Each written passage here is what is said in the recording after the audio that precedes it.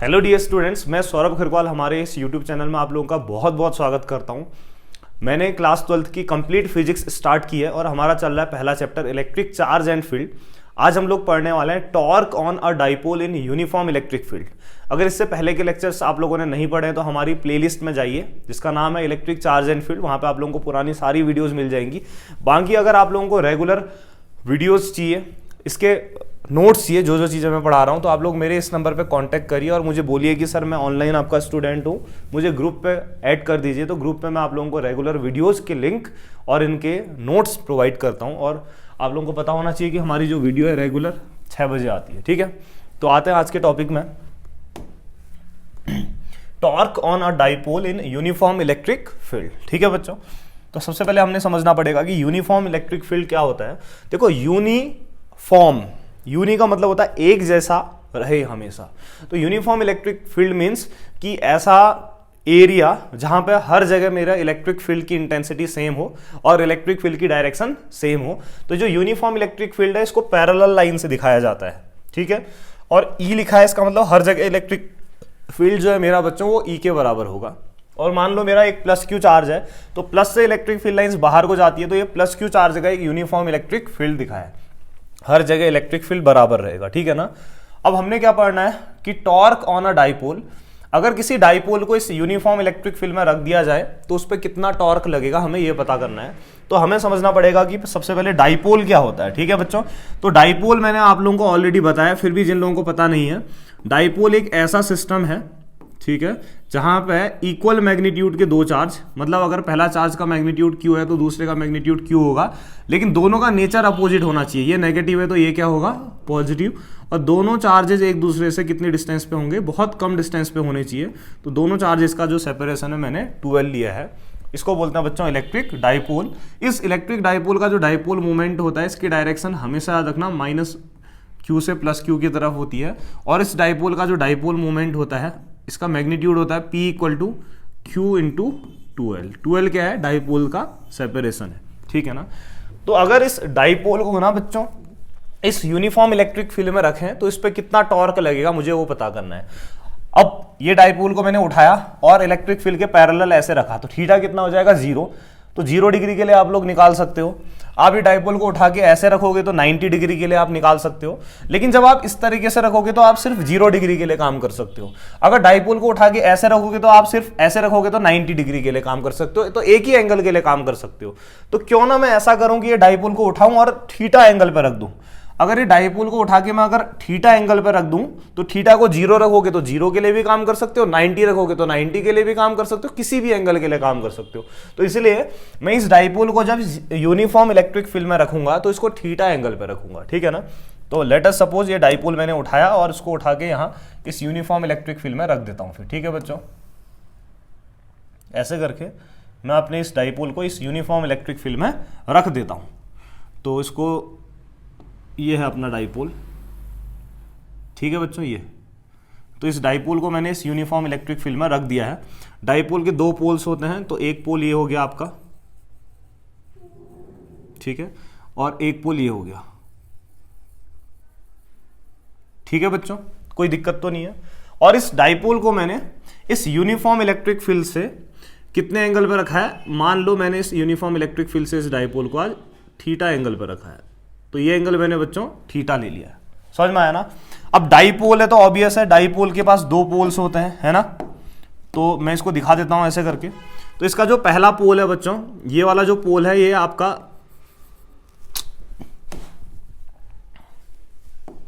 ये वाला जो पोल है डाइपोल का, ये है माइनस क्यू। ठीक है, और ये वाला जो पोल है ये डाइपोल का, ये क्या होगा बच्चों, प्लस क्यू होगा। तो अब होता क्या है कि जैसे ही इस इलेक्ट्रिक डाइपोल को इस यूनिफॉर्म इलेक्ट्रिक फील्ड में रखा, तो ये जो प्लस क्यू चार्ज है बच्चों, ध्यान से सुनना, तो ये जो प्लस क्यू है, इस प्लस स्मॉल क्यू को, देखो सेम चार्ज एक दूसरे को रिपल करते हैं, तो ये प्लस क्यू इस प्लस स्मॉल क्यू को रिपल करेगा। तो रिपल करेगा,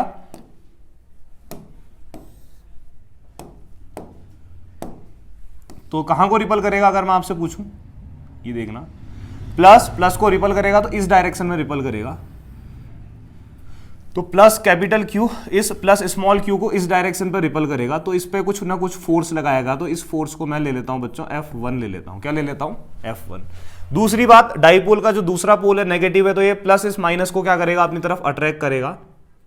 तो इस प्लस क्यू की वजह से माइनस क्यू पे एक फोर्स लगेगा, इसको हम बोलेंगे बच्चों अट्रैक्शन का फोर्स, और ये फोर्स को हम कह देते हैं F2 बोल देते हैं। क्या बोल देते हैं? F2। तो मुझे पता चला कि डाइपोल को यूनिफॉर्म इलेक्ट्रिक फील्ड से थीटा एंगल पर रखेंगे तो इस पे दो फोर्स काम कर रहे हैं, एक F1 इधर को, एक F2 इधर को, ठीक है ना। अब ये फोर्स की वैल्यू कितनी होगी अगर आपको ये पता करनी है, तो हम लोग जानते हैं सिंस जो इलेक्ट्रिक फील्ड इंटेंसिटी होता है E इक्वल टू कितना होता है बताओ? F/Q0 या Q जो भी लेते हो, ये टेस्ट चार्ज होता है। तो यहां से बताओ F इक्वल टू कितना होता है बताओ? E इंटू कितना होता है? Q, ठीक है। अब ध्यान से सुनो, इस प्लस स्मॉल q चार्ज पे लगने वाला फोर्स कितना हो जाएगा फिर बताओ? F1 equal to E into Q होता है। तो आपका इलेक्ट्रिक फील्ड यूनिफॉर्म है जो E है, तो इलेक्ट्रिक फील्ड की जगह तो E आएगा, लेकिन जो टेस्ट चार्ज है आपका प्लस Q है, तो हम यहाँ ध्यान रखना कि मैग्नीट्यूड की बात कर रहे हैं, तो साइन यूज नहीं करेंगे, तो इसकी वैल्यू EQ आएगी। समझ में आ गया ना? तो कहीं ना कहीं प्लस Q चार्ज पे लगने वाले फोर्स की वैल्यू आ गई EQ,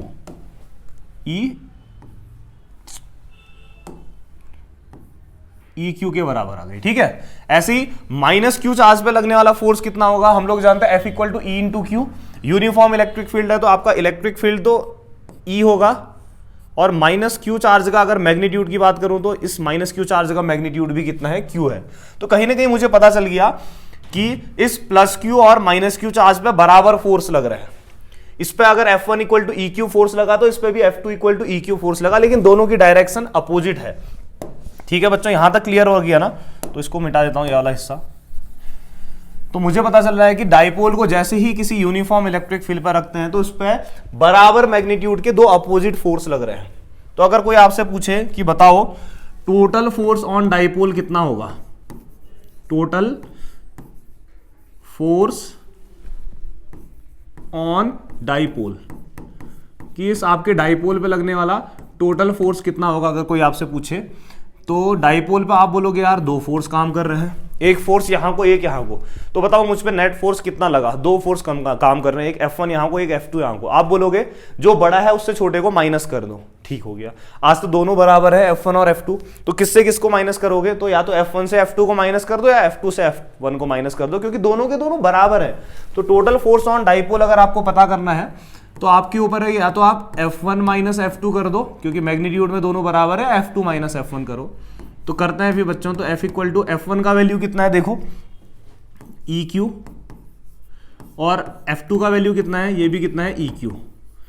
तो सेम चार्ज है, कैंसिल हो जाएंगे, तो नेट फोर्स कितना आ गया? 0। तो मुझे पता चल गया कि डाइपोल को यूनिफॉर्म इलेक्ट्रिक फील्ड में रखोगे तो उस पर लगने वाला टोटल फोर्स 0 हो गया। अगर मुझ पे लगने वाला टोटल फोर्स 0 है, इसका मतलब क्या हुआ समझो? इसका मतलब ना तो मैं इधर को जा पाऊंगा ना इधर को जा पाऊंगा, मैं वहीं पे बना रहूंगा, ठीक है ना। इसका मतलब दैट इज,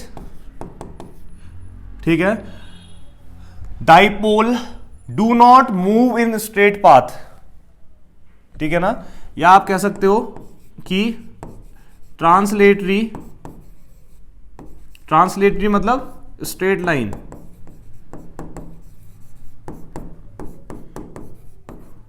ठीक है। Motion on dipole is 0। तो डाइपोल स्ट्रेट लाइन मोशन या ट्रांसलेटरी मोशन नहीं करेगा, क्योंकि नेट फोर्स 0 आ गया, तो ना ये आगे जा पाएगा ना पीछे जा पाएगा। इतनी क्लियर होगी ना बात? लेकिन अब एक दिक्कत है बच्चों, डाइपोल आगे और पीछे तो नहीं जा पाएगा, लेकिन ना डाइपोल पे जो ये दो फोर्स काम कर रहे हैं, इसके किनारों पे काम कर रहे हैं, एक इधर को काम कर रहा है, एक इधर को। तो बताओ इस पेन पे अगर दो फोर्स काम करे, एक इधर को और एक इधर को, नेट फोर्स 0 है, इसका मतलब ना ये आगे जा सकती है ना पीछे, लेकिन ये घूम तो सकती है ना। ये पेन आपकी क्या करेगी? ऐसे घूमने लग जाएगी, एक फोर्स आपका इधर को काम करेगा, इधर को, तो ऐसे घूमने लग जाएगी। तो मैं बोलूंगा कि due to these two opposite forces which are equal in magnitude, ये क्या डाइपोल के दो एंड पे काम कर रहे हैं, तो इसकी वजह से एक फोर्स यहां को काम करेगा, एक यहां को, तो ये ऐसे घूमने लग जाएगा। समझ में आया ना? तो जब भी कोई चीज ना अपने एक्सिस के अलोंग बच्चों ऐसे रोटेट करती है, तो हम कहते हैं कि उस बॉडी पे टॉर्क काम कर रहा है। क्या काम कर रहा है? टॉर्क का मतलब हुआ कपल ऑफ फोर्स, मतलब दो फोर्स काम कर रहे हैं बराबर मैग्नीट्यूड के, एक इधर को एक इधर को, जो उसको घुमाने की कोशिश कर रहे हैं। आया समझ में? तो इसके बाद मैं लिखूंगा, मैं आपको जब नोट्स दूंगा ना, आप लोग मुझसे कांटेक्ट कर लेना, तो नोट्स में मैंने लिखाया होगा कि due to these two equal and opposite forces dipole do not move in straight path but these two forces are responsible for torque, या these two forces generate a couple, जिसकी वजह से डाइपोल अपने एक्सिस के along घूमने लग जाएगा। समझ में आया ना?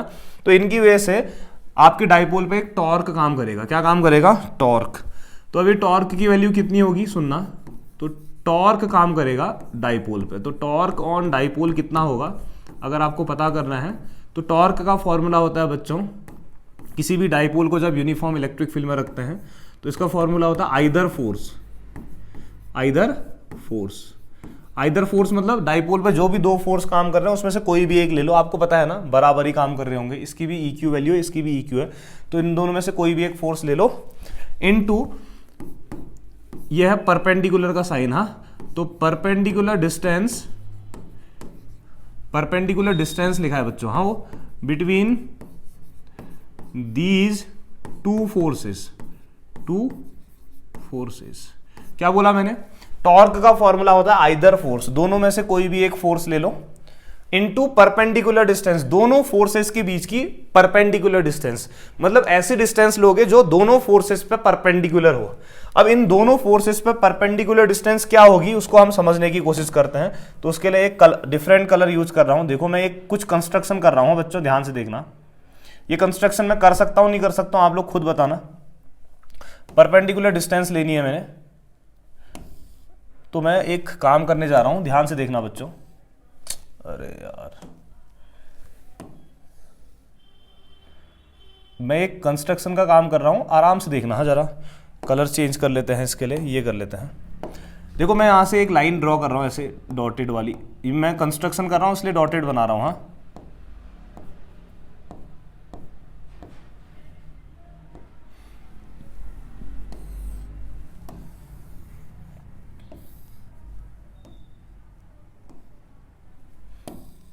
ये इसको भी आगे को बढ़ा देते हैं, ठीक है। ये तो मैंने क्या किया, ध्यान सुनना, कि सॉरी F2 वाली लाइन को पीछे को बढ़ाया और F1 से ये लाइन को पीछे को बढ़ाया। तो मैं देख रहा हूं कि यहां पर को दोनों लाइन से एक दूसरे को कट कर रही हैं, तो इसको कुछ नाम दे देते हैं। तो इसको नाम दे देते हैं हम लोग, क्या नाम देते हैं, ये आपका पॉइंट हो गया आपका A, इसको नाम दे देते हैं B और इसको नाम देते हैं C। तो इसको नाम दे दिया ABC। तो आप मुझे बताओ जो ये BC दिख रहा है ना, BC मतलब जानते हो क्या होता है? तो ये जो BC है ना, BC, तो BC पे क्या F2 परपेंडिकुलर है या नहीं है? क्या आपके BC पे F2 परपेंडिकुलर है या नहीं है? F2 को पीछे बढ़ाओगे तो BC पे एकदम 90 डिग्री पे है। क्या आपके BC पे आपका F1 90 डिग्री पे है नहीं है? बताओ, क्या F1 आपका BC पे परपेंडिकुलर है नहीं है? है। तो हमने अब सुनना जरा चीजों को, मैंने बोला था टॉर्क को हम लोग टाउ से दिखाते हैं, ठीक हो गया, इक्वल टू होता है आइदर फोर्स, या F1 ले लो या F2 ले लो, आपके ऊपर डिपेंड करता है। चलो मैंने F1 ले लिया, ठीक है, into perpendicular distance between these two forces. F1 और F2 पे ऐसी डिस्टेंस लेनी है जो F1 और F2 पे परपेंडिकुलर हो। तो आप BC को अगर देखोगे तो BC F2 पे भी 90 डिग्री पे है, F1 के लिए भी 90 डिग्री पे है। तो परपेंडिकुलर डिस्टेंस जो आएगी बच्चों वो BC आएगी। क्या आएगी? तो BC। समझ में आया ना? तो ये आ जाएगा आपका टाउ इक्वल टू F1 की वैल्यू कितनी है देखो, तो F1 की वैल्यू EQ है, ठीक हो गया, और BC की वैल्यू कितनी है अभी वो निकालते हैं, तो BC को BC ही रखते हैं, ठीक है ना। इसको इक्वेशन नंबर बोल देते हैं फर्स्ट, सॉरी BL आ गया है, BC है, ठीक है, इसको इक्वेशन नंबर क्या बोल देते हैं? फर्स्ट। तो अब हमारा काम रहेगा BC निकालने के लिए।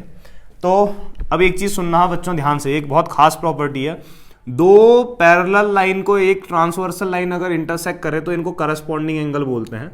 तो ये वाला जो एंगल है ना बच्चों, ये एंगल भी आपका थीटा होएगा। क्या होएगा? थीटा। ये थीटा है, दो पैरेलल लाइन को एक ट्रांसवर्सल लाइन इंटरसेक्ट करती है तो इसको करस्पॉन्डिंग एंगल बोलते हैं। तो एक काम करते हैं, ये इलेक्ट्रिक फील्ड के साथ डाइपोल का बनने वाला एंगल ये थीटा ले लिया है मैंने, तो ऊपर वाला मिटा देता हूँ, क्या फर्क पड़ गया, थोड़ा दिखने में अच्छा नहीं दिखता है ना इसलिए।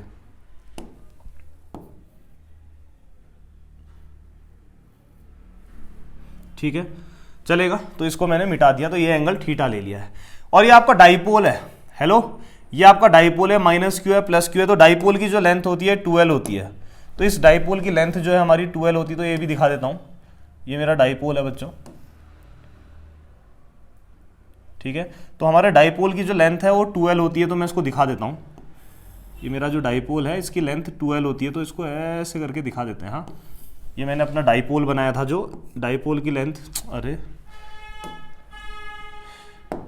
डाइपोल की लेंथ 2L होती है ना, तो इसको मैं 2L, फिगर ही का खेल है ना मेन, इसलिए फिगर को बहुत आराम से बनाना पड़ेगा। 2L, तो डाइपोल की लेंथ 2L होती है। और दूसरी बात, ये जो आपका डाइपोल है ना, डाइपोल का जो डाइपोल मोमेंट होता है हमेशा याद रखना -q से +q की तरफ होता है। तो इस डाइपोल का जो डाइपोल मोमेंट है ये भी दिखा देता हूँ। इसका जो डाइपोल मोमेंट जा रहा होगा ये ऐसे जा रहा होगा, हाँ, -q से +q की तरफ, ठीक है। अब हमें क्या निकालना था, BC निकालना था। BC मतलब ये BC निकालना था। तो एक काम करते हैं, इसमें देखते हैं, राइट एंगल ट्रायंगल ABC में देखते हैं। तो मैं लिख लेता हूं बच्चों, ध्यान से देखना, राइट एंगल ट्रायंगल ABC।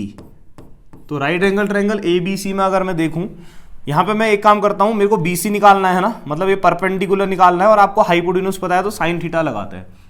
तो हम लोग जानते हैं कि साइन थीटा इक्वल टू कितना होता है बच्चों, परपेंडिकुलर अपॉन कितना होता है, हाइपोटेन्यूज। तो यहाँ से आपका साइन थीटा इक्वल टू आ जाएगा, परपेंडिकुलर क्या है देखो, एंगल के सामने वाला BC है, तो परपेंडिकुलर की जगह आ जाएगा BC, और हाइपोटेन्यूज आपका सबसे बड़ी साइड है जो है AC, तो BC अपॉन कितना आ जाएगा, AC आ जाएगा, ठीक है ना। अभी AC को यहाँ भेजो क्योंकि मुझे तो BC पता करना है, तो BC इक्वल टू कितना आ जाएगा बताओ, AC साइन थीटा। अब AC तो आपको पता ही है, A से C तक की वैल्यू डाइपोल की लेंथ के बराबर है, तो यहाँ से आपका BC इक्वल टू कितना आ गया, फिर AC की जगह रख देते हैं 2L साइन थीटा। तो आपका BC निकल गया, B से C तक की वैल्यू आ गई आपकी 2L साइन थीटा।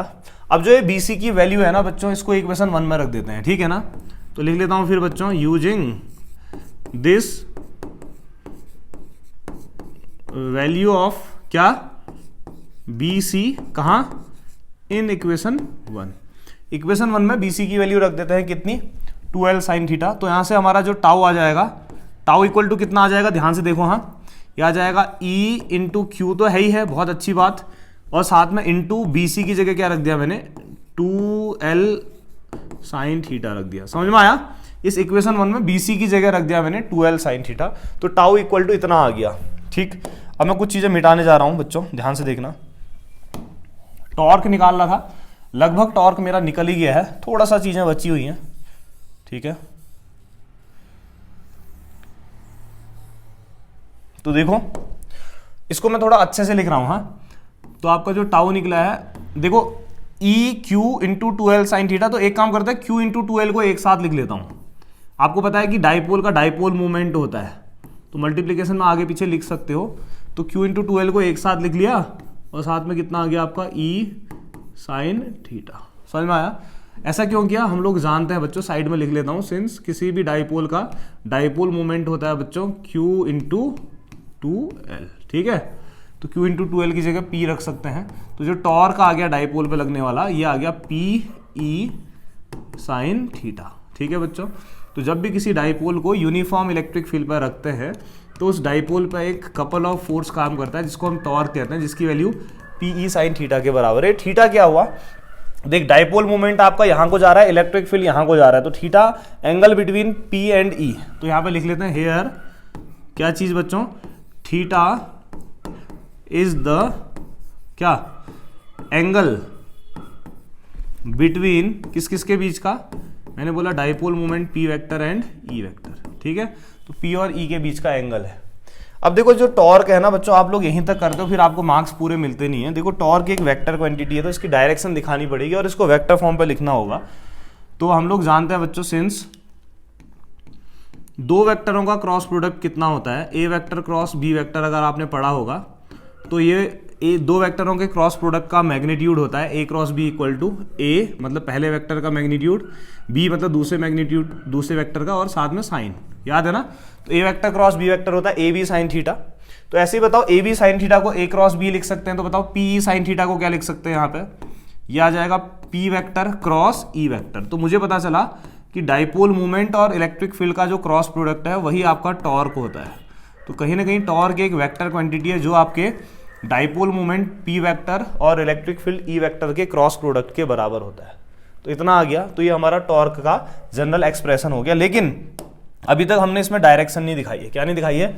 डायरेक्शन। तो अब हम टॉर्क की डायरेक्शन देखते हैं। हाँ, अगर जब तक आप डायरेक्शन नहीं दिखाओगे तो आपकी चीजें गलत रहेंगी। हाँ, तो डायरेक्शन दिखाने से पहले आपको कुछ 11th क्लास की पुरानी बातें बता देता हूँ, ठीक है? तब मैं डायरेक्शन दिखाऊंगा तो जल्दी समझ में आएगा। हो सकता है आप भूल गए हो।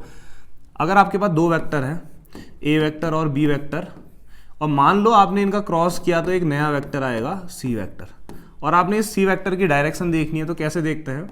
आप सबसे पहले ए वेक्टर दिखा दो, ठीक है? मान लो आपका बी वेक्टर यहाँ को जा रहा है, ठीक है? कहीं पे भी ले सकते हो। चलो आज ऐसी कंडीशन है,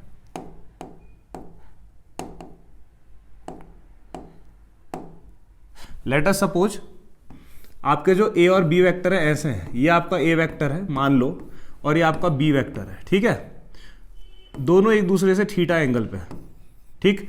अब मैंने बोला कि आज ए वेक्टर का बी वेक्टर के साथ क्रॉस प्रोडक्ट करके सी वेक्टर आ रहा है, तो मैं आपसे पूछूं कि सी वेक्टर की डायरेक्शन क्या है? तो इसके लिए हम यूज करते हैं बच्चों right hand thumb rule. C vector की अगर डायरेक्शन देखनी है तो right hand thumb rule use करते हैं। राइट हैंड थंब रूल क्या कहता है कि अपनी राइट हैंड की फिंगर्स को, राइट हैंड जानते हो ना क्या होता है राइट हैंड? तो राइट हैंड की फिंगर्स को आपने क्या करना है? ए वेक्टर पे रखना है। कहां रखना है? राइट हैंड की फिंगर्स को आपने ए वेक्टर पे रखना है। देखो राइट हैंड की फिंगर्स को रखा ए वेक्टर पे। अब इस राइट हैंड की फिंगर्स को आपने क्या करना है? ए वेक्टर से कर्ल करना है। कर्ल करने का मतलब घुमाना है। तो राइट हैंड की फिंगर्स को ए से घुमाना है। कहां की तरफ को? ए क्रॉस बी है तो ए से बी की तरफ को घुमाना है। तो आप अपने राइट हैंड की फिंगर्स को ए से घुमाओगे बी की तरफ को। तो जैसे ही राइट हैंड की फिंगर्स को ए से बी की तरफ को घुमाओगे तो आपका थंब ओपन करो तो थंब कहां? जहां को जाएगा वही आपकी इलेक्ट्रिक फील्ड की डायरेक्शन होगी। अभी के हिसाब से सी की डायरेक्शन होगी। तो राइट हैंड की फिंगर्स को ए पे रखा और ए से बी की तरफ को घुमाया तो थंब यहां को जा रहा है। तो आपका सी वेक्टर आपके इस बोर्ड से अंदर की तरफ को जाएगा। अब अंदर की तरफ को तो दिखाई नहीं सकते, तो जनरली मैं इसको ऐसे दिखाऊंगा, ऐसे इसको मैं दिखाऊंगा ऐसे। जो आपका सी वेक्टर है अंदर की तरफ को जा रहा है, अब अंदर को तो दिखा नहीं सकते, तो मैं इसको ऐसे दिखाऊंगा और इसको सी वेक्टर लिखूंगा। आप बोलोगे डाउनवर्ड थोड़ी जा रहा है, आप बोलोगे डाउनवर्ड थोड़ी जा रहा है, वो तो अंदर को जा रहा है। तो बच्चों अंदर, अगर आपकी कॉपी से कोई अंदर की तरफ को जाएगा तो उसके लिए हम यूज करते हैं क्रॉस साइन। अगर आपकी कॉपी से कोई बाहर को जाएगा तो डॉट साइन।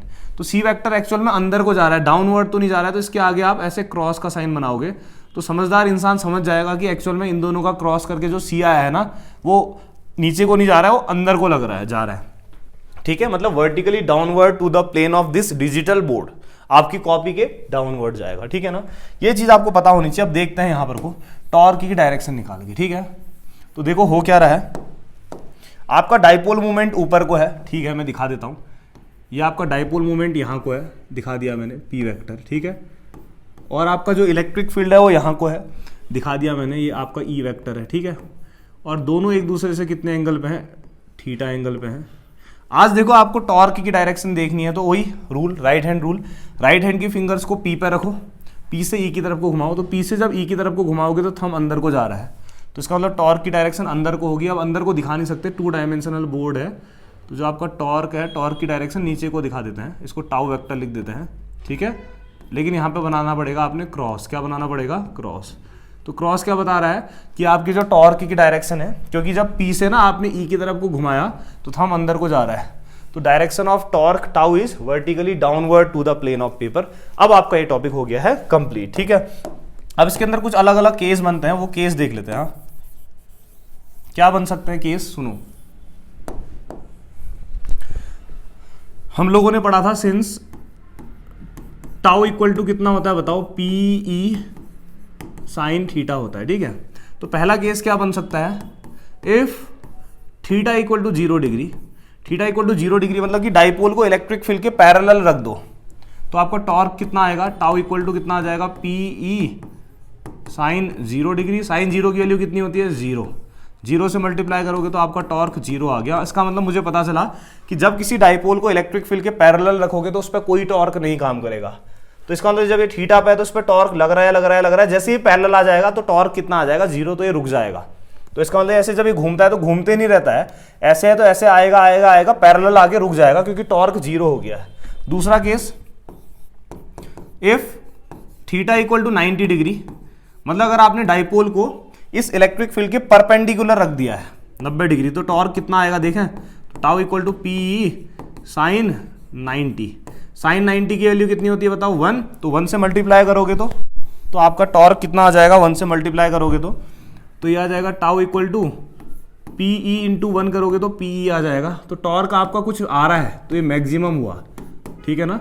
तो इसी को बोलते हैं बच्चों टाउ मैक्स, क्या बोलते हैं। तो मैक्सिमम टॉर्क कब आता है, जब किसी भी डाइपोल को इलेक्ट्रिक फील्ड के पैरेलल रखते हैं। न्यूमेरिकल में बहुत काम आता है बच्चों। मैक्सिमम टॉर्क निकालो कहता है तो उस समय डायरेक्ट आपने tau equal to p sine theta के बदले पी ई फॉर्मूला लगाना पड़ेगा, क्योंकि थीटा 90 है तो साइन 90 की वैल्यू 1 होती है, ठीक है ना। तीसरा केस, अगर आपने डाइपोल को पकड़ा 0 डिग्री पे ऐसे रख रहे थे, 180 डिग्री पे मतलब ऐसे घुमा के पलट दे रहे हो, तो इलेक्ट्रिक फील्ड के अपोजिट डायरेक्शन में डाइपोल मूवमेंट को रखा आपने, तो क्या होगा, तो अगर थीटा आपका 180 डिग्री हो जाए तो क्या होगा, तो टाउ इक्वल टू कितना आ जाएगा, p E sine 180 degree. Sine 180 की वैल्यू पता है कितनी होती है, 0। तो 0 से मल्टीप्लाई करोगे तो टॉर्क कितना आ जाएगा आपका, 0। तो ये इसके स्पेशल केसेस थे। आई होप कि आप लोगों को torque on dipole in uniform electric field समझ में आया होगा। तो मिलते हैं नेक्स्ट लेक्चर में, तब तक थैंक यू, ठीक है। पढ़ते रहना बच्चों, नोट्स आप लोगों को प्रोवाइड कर दूंगा ग्रुप में।